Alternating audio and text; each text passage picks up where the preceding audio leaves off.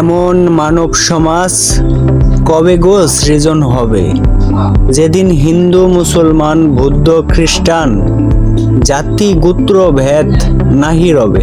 এমন মানব সমাজ কবে গো সৃজন হবে। ফকির লালন সাইজির এই বাণী কবে বাস্তবায়ন হবে। সাইজি অনেক আগে, প্রায় আজ থেকে 200 বছর আগে বলে গেছে এই বাণী। সেই সময়ে ফকির লালন সাইজি কোনো স্কুলে লেখাপড়া করেন নাই, তবুও উনি ওনার জায়গা থেকে এরকম চেতনা রেখে গেছেন। মানুষ হিসেবে মানুষের কথা, বাবার কথা জানায় যাওয়ার চেষ্টা করছেন। শেষ অন্তরায় বলছে, ধর্মকুল আর গোত্র জাতির তুলবে না কো কেহ জিকির, কেঁদে বলে লালন ফকির কে মরে দেখায় দিবে। এমন মানব সমাজ কবে গো সৃজন হবে।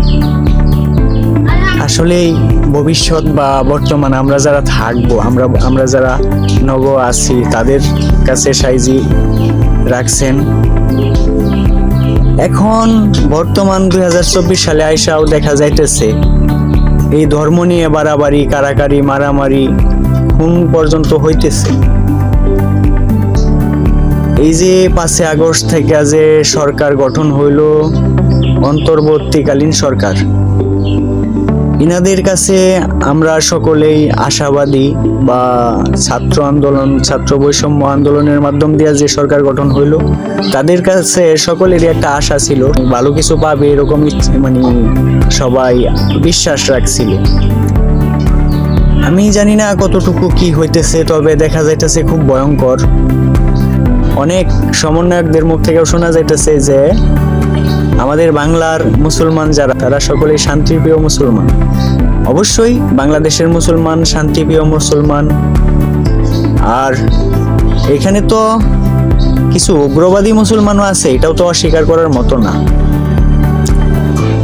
আসলেই যারা রাষ্ট্রের দায়িত্বে আছে তাদের এইভাবে ঢালাওভাবে বলা ঠিক না, যেহেতু ইতিহাসে রয়ে গেছে কিছু উগ্রবাদী মুসলমানও আমাদের বাংলাদেশে আছে। এছাড়াও যারা রাষ্ট্রের দায়িত্বে থাকবে, আমি মনে করি তাদের নিরপেক্ষতা রাখতে হবে। তারা নিরপেক্ষভাবে জাতি ধর্ম নির্বিশেষে মানুষ হিসেবে মানুষের যে বিবেচনা সেটাই করবে। কিন্তু এরকম কার্যকলাপে মনে হয় যে আসলেই কেমন জানি একটা ব্যাপার। যদি রাষ্ট্রের দায়িত্বে থাকা কোনো কর্মকর্তারা এরকম কথাবার্তা বলে, তাহলে দেশে বা রাষ্ট্রে কি হয়? হিন্দু মুসলমানের মাঝে একটা ফারাক তৈরি হয়, ভেদাভেদ তৈরি হয়। যেমন এই যে মুসলমানেরাই মারামারি কাটাকাটি হইতেছে এখন দেখা যাইতেছে।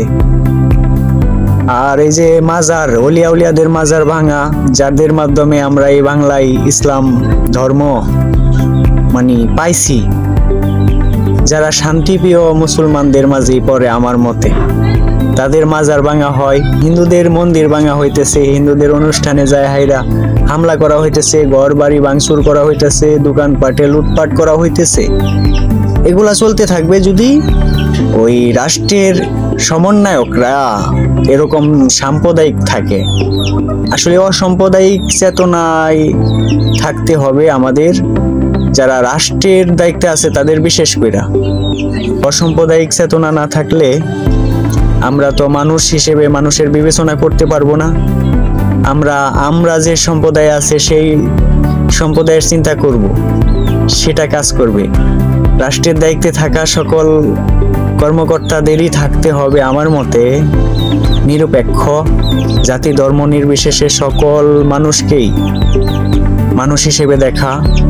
হিন্দু মুসলমান বৌদ্ধ খ্রিস্টান এগুলার আগে মানুষ হিসেবে মানুষরে দেখতে হবে, মানসিক বিবেচনা করতে হবে।